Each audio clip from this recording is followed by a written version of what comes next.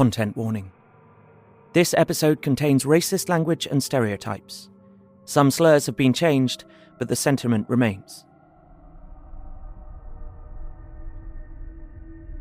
Jonathan Harker's journal, kept in shorthand, the 28th of May.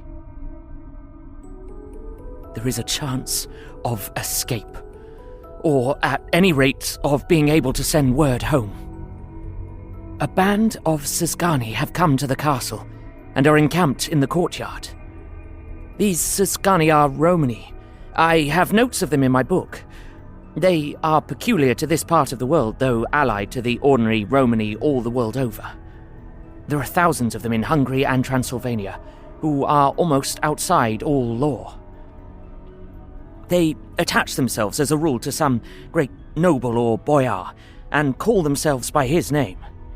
They are fearless and without religion save superstition, and they talk only their own varieties of the Romani tongue. I shall write some letters home, and shall try to get them to have them posted. I have already spoken them through my window to begin acquaintanceship. They took their hats off and made abeyance and many signs, which, however, I could not understand any more than I could their spoken language. I have written the letters. Mina's is in shorthand, and I simply asked Mr. Hawkins to communicate with her. To her I have explained my situation, but without the horrors which I may only surmise. It would shock and frighten her to death were I to expose my heart to her. Should the letters not carry, then the Count shall not yet know my secret or the extent of my knowledge. I have given the letters. I threw them through the bars of my window with a gold piece and made what signs I could to have them posted. The man who took them pressed them to his heart and bowed, and then put them in his cap. I could do no more. I stole back to the study and began to read. As the Count did not come in, I have written here. The Count has come. He sat down beside me and said in his smoothest voice as he opened two letters.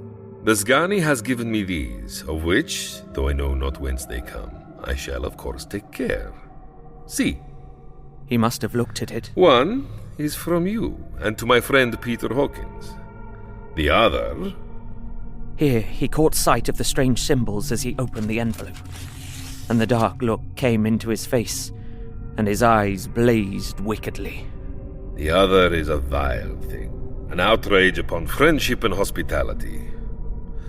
It is not signed. Well, so it cannot matter to us.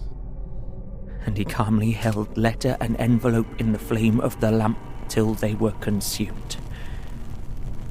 Then he went on. The letter to Hawkins, that I shall of course send on, since it is yours. Your letters are sacred to me. Your pardon, my friend, but unknowingly I did break the seal. Will you not cover it again? He held out the letter to me, and with a courteous bow handed me a clean envelope. I could only redirect it and hand it to him in silence. When he went out of the room, I could hear the key turn softly.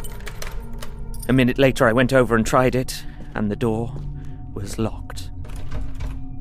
When, an hour or two after, the Count came quietly into the room, his coming awakened me, for I had gone to sleep on the sofa. He was very courteous and very cheery in his manner, and seeing that I had been sleeping, he said, So, my friend, you are tired? Get to bed. There is the surest rest. I may not have the pleasure to talk tonight, since there are many labors to me. But you will sleep, I pray. I passed to my room and went to bed, and, strange to say, slept without dreaming. Despair has its own calms. This episode featured Ben Galpin as Jonathan Harker and Karim Kronfli as Dracula. Directed by Stephen Indrisano. Dialogue editing by Stephen Indrisano.